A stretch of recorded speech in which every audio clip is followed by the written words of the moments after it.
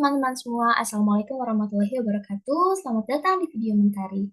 Pada kesempatan kali ini, kita akan membahas salah satu soal yang ada di buku akuntansi biaya edisi kedua karya Agus Purwaji. Soalnya ada di bab 6, soal 6.3. Pada video sebelumnya, kita sudah membahas soal 6.3 untuk pertanyaan nomor 1. Pada video kali ini, kita akan membahas untuk pertanyaan nomor 2 dan 3. Di sini pertanyaannya, buat e-jurnal yang diperlukan untuk mencatat produk rusak apabila kerusakan produk bersifat normal dan laku dijual, seharga 5.600 per gulung. Kemudian yang ketiga, buat e-jurnal yang diperlukan untuk mencatat produk rusak apabila kerusakan produk rusak disebabkan karena adanya kegagalan internal, atau disebut juga dengan bersifat tidak normal dan laku dijual seharga 5.600 per gulung. Kita akan langsung lihat untuk pembahasan nomor 2. Sini, ayat jurnal untuk produk rusak disebabkan rusak bersifat normal dan laku terjual seharga 5.600 per gulung. Langkah pertama yang perlu kita lakukan adalah mencatat nama perusahaan, yaitu PT Prima Plastik Sejahtera, kemudian nama form, yaitu jurnal umum, dan periodenya adalah 2000 sekian, karena tidak disebutkan. Saya mencatatnya 2000XX. Kemudian selanjutnya yang paling pertama yang jurnal perlu kita catat adalah pembebanan biaya ke dalam proses produksi. Akunnya yang digunakan adalah PDP biaya bahan, PDP BTKL, PDP BOP di sisi debit, pada persediaan bahan, biaya upah dan gaji, serta BOP dibebankan di sisi kredit. Untuk saldo akunnya di sini untuk biaya bahan, kita bisa melihat pada soal sini biaya bahan sebesar Rp9.986.200. Kita sesuaikan dengan persediaan bahan di sisi kredit. Begitu pula untuk BTKL dan BOP kita lihat saldonya di tabel pada soal. Kemudian untuk biaya upah dan gaji kita sesuaikan saldonya dengan PDP BTKL, kemudian BOP dibebankan, kita sesuaikan saldonya dengan PDP BOP. Kemudian yang kedua, kita mencatat penyelesaian produk pesanan. Di sini akun yang digunakan adalah persediaan produk jadi pada PDP biaya bahan dan PDP BTKL serta PDP BOP untuk penyelesaian produk pesanan. Di sini kita catat terlebih dahulu saldo dari akun PDP biaya bahan, BTKL, dan BOP di sisi kredit. Kita bisa lihat saldonya di tabel yang telah kita hitung sebelumnya, saldonya untuk produk baik. Bahan langsung sebesar Rp9.790.392.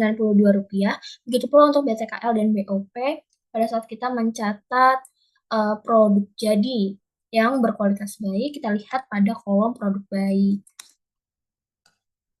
Di sini, kemudian kita jumlahkan ketiganya dan akan kita gunakan untuk saldo persediaan produk jadi.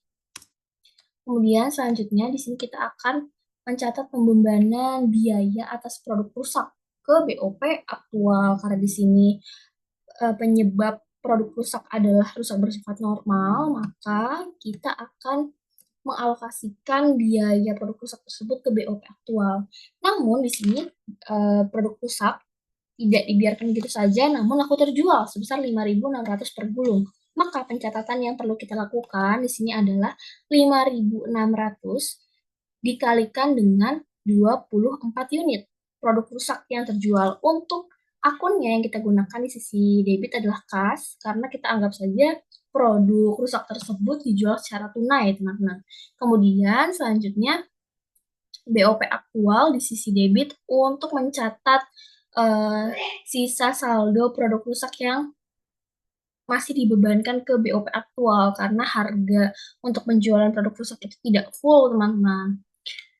Di sini kita catat di sisi di kreditnya adalah PDP biaya bahan, PDP BTKL, dan PDP BOP. Kita catat terlebih dahulu di sisi kreditnya. Biaya bahan kita lihat di tabel yang sudah kita hitung. Di sini karena PDP BBB, maka kita sesuaikan dengan saldo produk rusak bahan langsung. Seperti ini, begitu pula untuk PDP BTKL dan BOP. Kita lihat pada kolom produk rusak. Kemudian, untuk menghitung saldo BOP aktual di sini, kita bisa menselisihkan PDP biaya bahan, BTKL, BOP dengan kas. Sini kita jumlahkan. Di sisi kredit kita jumlahkan, kemudian kita kurangi dengan kas, saldo kas di sini. Karena saldo kas di sini menunjukkan jumlah produk rusak yang laku dijual sebesar Rp5.600.000 yang sebelumnya sudah kita lihat di soal. Maka dari itu, untuk produk rusak yang dibebankan ke BOP aktual hanya sebesar Rp242.071.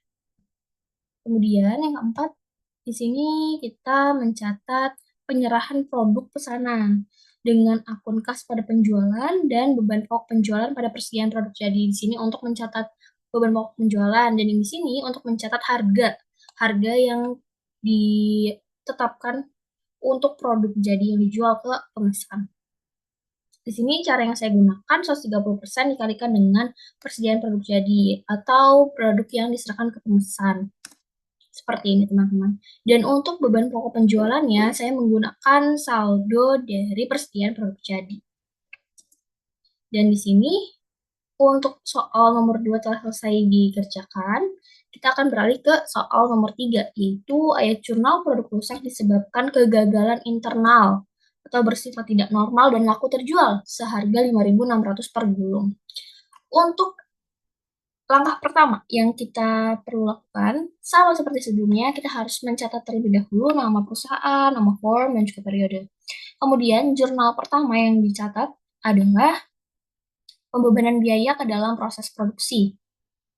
Dengan cara yang sama, yaitu akun PDP biaya bahan, PDP BTKL, dan PDP BOP pada persediaan bahan, biaya upah dan gaji, dan BOP dibebankan. Untuk saldonya kita bisa lihat pada soal.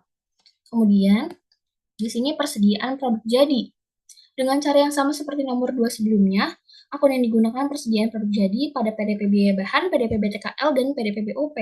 Untuk akun-akun PDP ini, kita bisa sesuaikan, kita bisa lihat saldonya sesuai dengan yang sudah kita catat, sudah kita hitung sebelumnya di kolom produk baik, perhitungan biaya produk.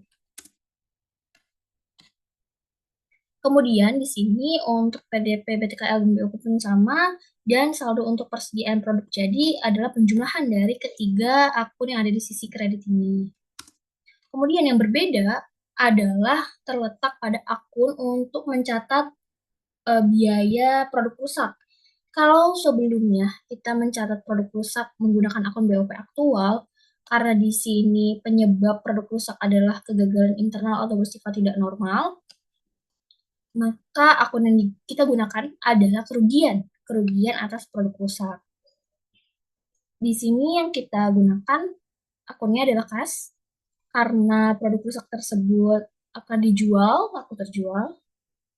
Kemudian di sisi debit juga masih ada akun lagi, yaitu kerugian atas produk rusak, dan di sisi kredit adalah PDP biaya bahan, PDP BTKL, dan PDP BOP. Di sini teman-teman bisa langkah pertama, kita bisa mencatat dahulu di sisi kreditnya, PDP biaya bahan, BTKL, dan BOP. Kita sesuaikan saldonya dengan yang ada pada tabel produk rusak, bahan langsung, BTKL, dan BOP. Untuk menghitung biaya produk yang ada pada tabel ini sudah dijelaskan pada video sebelumnya. Seperti ini sampai PDP BOP. Kemudian langkah selanjutnya yang perlu kita catat, perlu kita hitung adalah akun kasnya terlebih dahulu. Karena kita bisa menghitung 5.600 sesuai dengan soal, laku terjual seharga 5.600 per gulung. Dikalikan dengan jumlah produk rusak, yaitu 24 unit di sini. 24 unit. Kemudian, selanjutnya kita sudah mendapatkan saldo kas dan juga saldo yang ada di sisi kredit.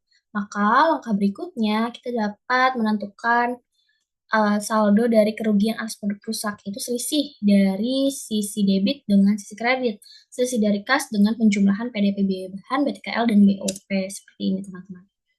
Kemudian selanjutnya yang keempat adalah penyerahan produk pesanan dengan cara yang sama seperti sebelumnya di sini. Untuk saldonya seperti ini. Untuk kasnya, saya menghitung 130% dikalikan dengan persediaan produk jadi. Kemudian untuk beban pokok penjualannya itu menggunakan saldo persediaan produk jadi atau produk yang diserahkan ke pemesan. Baik, sekian video Mentari pada kesempatan kali ini. Semoga video ini dapat membantu teman-teman semua. Sampai jumpa di video Mentari selanjutnya.